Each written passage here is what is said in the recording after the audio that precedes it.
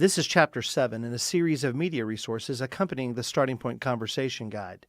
Rebel Yell is a message delivered at North Point Community Church by Andy Stanley. Believe it or not, the Bible is full of stories of people who ran from God. In fact, their stories sound much like ours. In this message, Andy explains why rebellion is natural for all of us and what we can do about it. We've all done some stupid stuff in our life. Your brother told you for sure the stock was going up, and he was wrong. I was stupid. She was cute, and surely she could become a Christian later. That was stupid. And he had like a really cool car, so you figured he'd be a really cool person, and that was kind of stupid. And all of us could share stories today of mistakes. We would say those are mistakes. I mean, maybe we should have seen it coming, but we weren't trying to get in trouble, and we weren't trying to do the wrong thing. We just added wrong, subtracted wrong, considered wrong, didn't think far enough ahead, and we look back, and it's kind of embarrassing, those little stories, those chapters or seasons or a generation of our life where we just look back and go, those are just kind of some stupid decisions. We've got a bunch of those. But then there are those decisions where we knew going in, there's right and there's wrong, and we just got a big grin on our face and decide, I'm just going to do the wrong thing. And if you tell me it's wrong, I'll just look at you and go, I know it'll kill me. I know it'll hurt me. I know. But you know what? We just kind of got all bowed up on the inside and decide, by God, I'm just gonna do it anyway, right? Remember that? Can anybody remember a time in your life you did that? Yeah.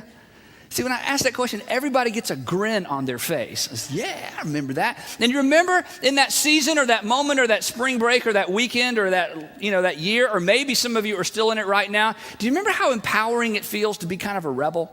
It's just empowering. It's like, I know the rules, but the rules were made for somebody else. Because I'm just going to do what I want to do. And in that moment, there's a euphoria that goes with being a rebel. In that euphoria, you feel like you're a category of one. There is nobody as cool. There is nobody as slick. There is nobody as just whatever it is you think you are. There is nobody quite like you. Nobody's ever been about this passionate about life. Nobody's ever been this confident. And there's a music always playing in the background to kind of keep the vibe going. In fact, all of us probably can think back to a season that we can pull that song out. And every time we hear that song, it's like, yeah, and you can remember what you drove. You remember who you were driving with. You remember, kind of brings back all those memories. There's always a soundtrack for the rebel, and there's just something very empowering about the rebel. And when you're in that mindset, and maybe it's a mindset you go to every weekend, or you go to 2-3 times a summer, or maybe you try to live in it all the time. The whole time you're there, you are confident of this. You're absolutely confident this is going to take me somewhere good. And when I get there, everybody's going to look at me and say, sure wish I was him. Sure wish I was her. Sure wish my life ended up the way theirs did, because we just know that, and anybody else tries to break the rules, they get burned. But for some reason, we are so sure it is all about us and we're going to be fine. And besides, and you won't say this out loud unless it's to a friend, so let me just say it for you. Besides, you look around at everybody else and you think, loser. It's losers. There's little people. They're losers. And in fact, you're in a kind of a state of rebellion right now, and you look at me, I know what you think. You think, loser preacher. I mean, even though I'm saying this and I'm talking about you, you're not offended. I mean, you're not put off. Like somebody brought you to church today and they're going, oh no, this isn't a good topic. You go, I don't care. Because see, when you're kind of in the zone, the rebel zone, it's like, you don't care. I mean, go ahead and tell me this is wrong and that I'm going to screw up my family and screw up my health. Go ahead and tell me, and I'll look at you right in the eye and go, I don't care. I'm not doing this because I don't know. I know, and I'm doing it anyway. That's just kind of, that's the rebel thing. You just go for it. And the thing that's amazing, it's so incredibly empowering. And you feel in that moment when you're kind of in that zone that you're all alone and there's nobody just like you. Now, if you are kind of in that zone now, I want you to watch this. How many of you know exactly what I'm talking about and you have been there at some point in your life? Would you raise your hands? Way up. Oh, you mean I wasn't the only one? No, see, this is the myth of the rebel. The rebel feels like it's all about me. There's anybody like me. What we're about to discover is that rebellion is so common. It's in all of us that everybody at some point have gotten in the car, turned up the music, or called her up, or, answered the phone, or went in the deal, or got the deal, or tried, Everybody has a story about that chapter of their life, or that summer, that weekend, or those 3 or 4 years of that live-in deal where you were just going to break all the rules, and you were absolutely confident it was going to take you somewhere good. Now, today what I want to do for just a few minutes is I want to talk to all the rebels. And you think, well, this is like church, and they're not here. Oh, yeah, you are. Because every once in a while, I know, every once in a while you just show up to just again, confirm the fact that you're like so different from everybody else, and they're all the church losers, little people, and you go get in your car or whatever and roar off and go, just what I thought. So you check in every once in a while, or somebody invited you today, and you're kind of getting them off your case. So you're here, and you know that. We all check in, and you're not offended by this message, because you've already thought through and you know the whole thing. But I want to talk to all the rebels, and let me be clear. I'm not talking about people who have like a style, like you dress different, so you think, I'm cool, I'm a rebel. No, you just have a style. That's okay. And again, you're not the only one. There's a whole bunch of you out there somewhere. If you all got together, you wouldn't even like what you wore because there'd be too many of you wearing it. So there's that. And then there's like the music style. So I'm not talking about like you want to be unique within the boundaries. That's fine. I'm talking about you're dancing on the edge morally. You're dancing on the edge ethically. You're dancing on the edge financially. You got a deal going on, and your wife and kids don't know, but you're going to play both of that, and it's all going to work out because you're different than everybody else, and it's all going to have a happy ending. Or your parents don't know, or your boss doesn't know, and you're outside the boundaries, and you're liking it.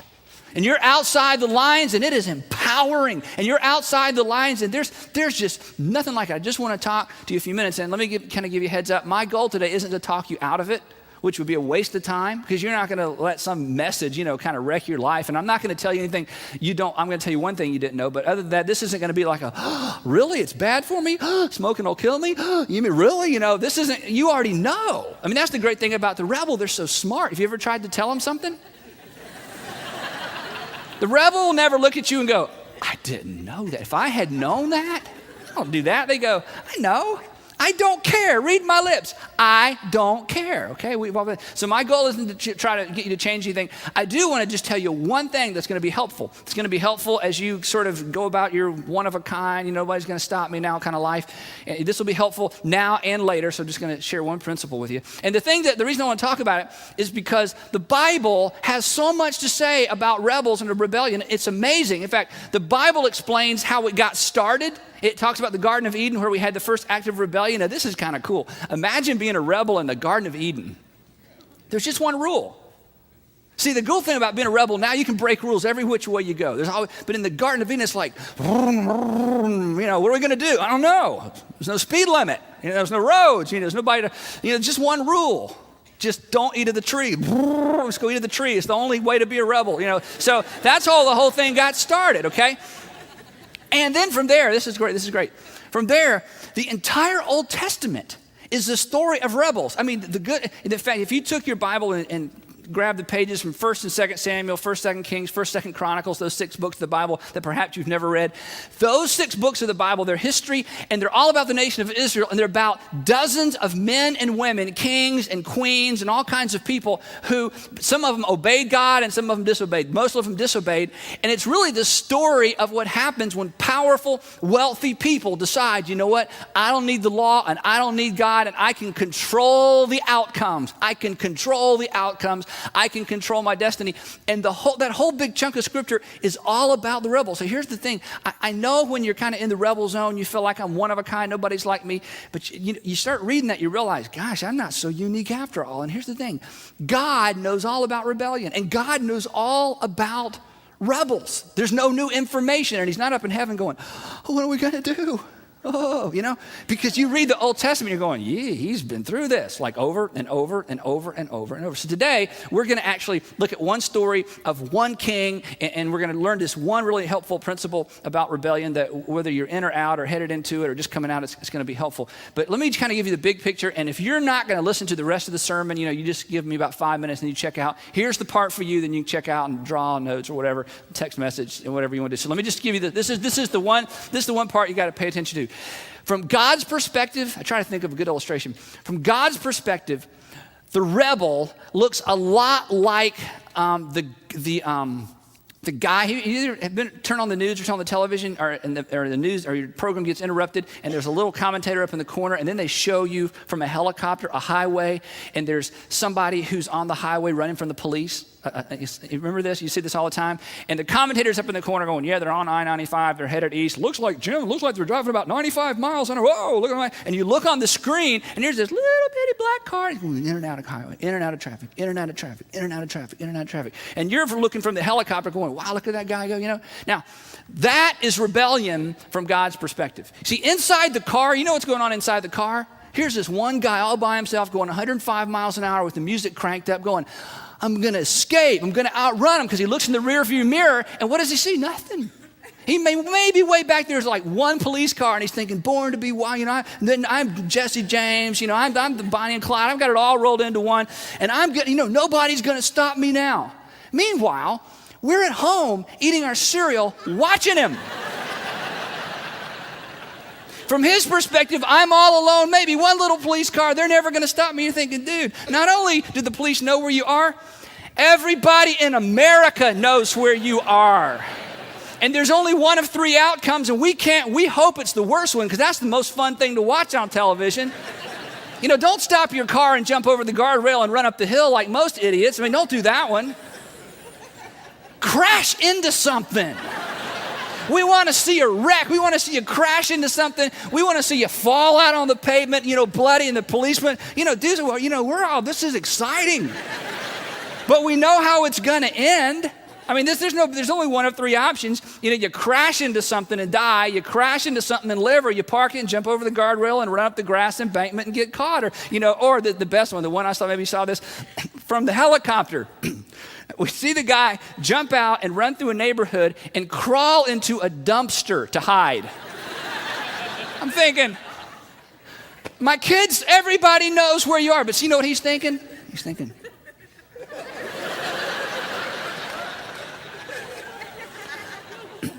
now you can click on to whatever you want. I just want you to know, that's how your rebellion and my rebellion looks from God's perspective.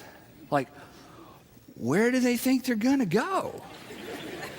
Where do they think they're going to hide? Is somehow they're going to outsmart God and this is all going to end? Do they not watch the news? Do they not know that all of these things kind of end the same way?